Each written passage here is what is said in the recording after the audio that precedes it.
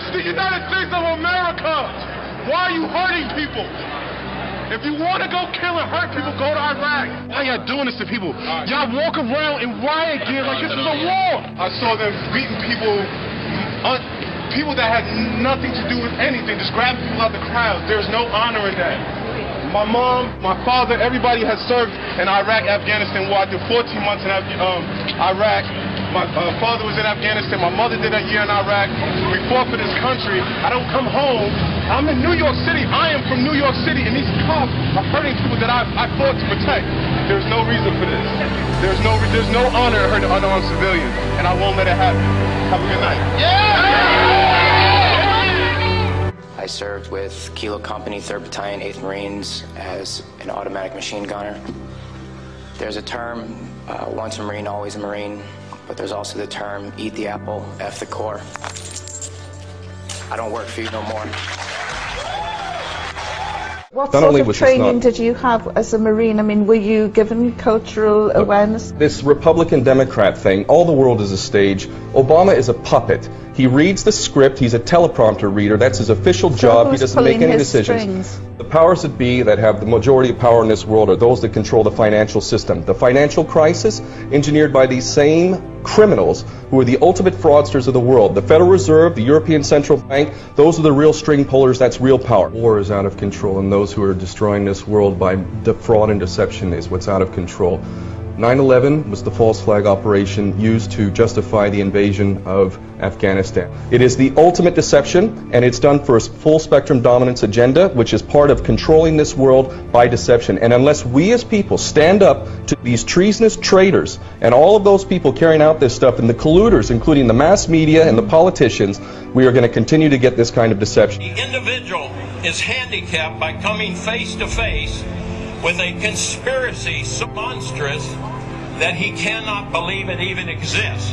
And that's the problem we have today. This conspiracy is so monstrous, so demonic, that we tell people about it and they say, you're crazy, this is America, it can't happen here. We have all the evidence needed to prove to anybody, if they'll just look at the evidence, that 9/11 was an inside job.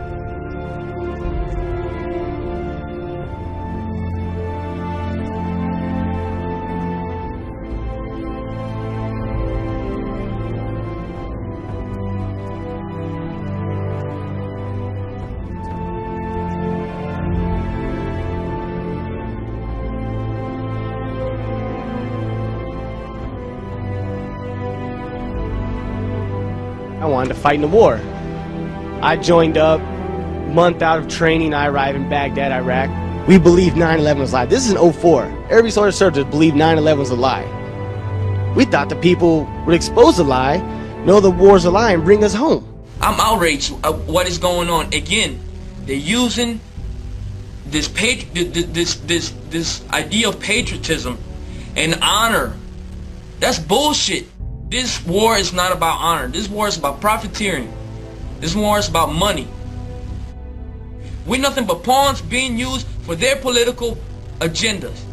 We need to wake up, and these politicians need to stop playing with the citizens' emotions and trying to give them this emotional high and patriotism. Let's speak reality. We need to wake up, America. What you see with people is that they're desperate to hear what they want to hear. For people to say, oh no, these conspiracy theorists, they're all crazy, you know, they're all paranoid, it's not really going on, it's ridiculous, and this is done to protect you. This is done for you, you know, we're the government. This is why we're doing it. You know, watch the telly, there's a game on in a minute, and you'll be fine. And we're just going to build another concentration camp, okay? See you later. Take you to the FEMA camps being built by Halliburton right now to house 50 million Americans. They're building enough concentration camps in America. If we don't act now, we're going to lose all our rights. I served my country. I got an honorable discharge from the Army, and I swore an oath to protect the country from all enemies, foreign, domestic. Now, these people that are operating in our government right now are criminals. Whatever you hear on TV isn't what the reality is. You are losing your rights as we speak. You got HR 2749, which is a Food Safety Act, and this affects the entire country. They can stop all forms of transportation in and out of the state. They can destroy vehicles. They can declare martial law, and they can shut restaurants down. They can shut down supermarkets. And that's why they put all these hot button issues out there to distract people, so they argue amongst themselves, like race and abortion and terrorism and healthcare and God only knows what else. They got you all distracted, arguing amongst each other while they're all fucking robbing us. And people don't know. I talked to people today, they didn't even know what martial law was. They're like, what's that?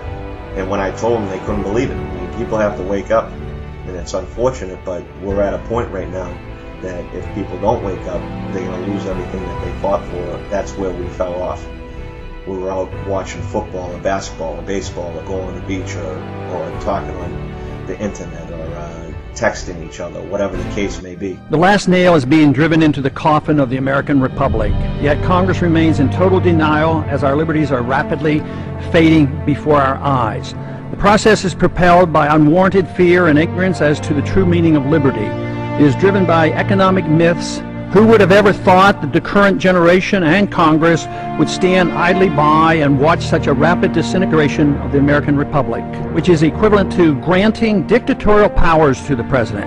Our presidents can now, on their own, order assassinations, including American citizens, enforce indefinite imprisonments without due process, treat all Americans as suspected terrorists. It appears that the fate of the American Republic is now sealed. Every time our country stands in the path of danger, an instinct seems to summon her finest first. It's always the patriots who first hear the call. When loss of liberty is looming, as it is now, the siren sounds first. When ordinary hands can possess such an extraordinary instrument, that symbolizes the full measure of human dignity and liberty. That's why those 5 words issue an irresistible call to us all. So as we set out this year to defeat the divisive forces that would take freedom away, I want to say those fighting words for everyone within the sound of my voice to hear and to heed. From my cold, dead hands,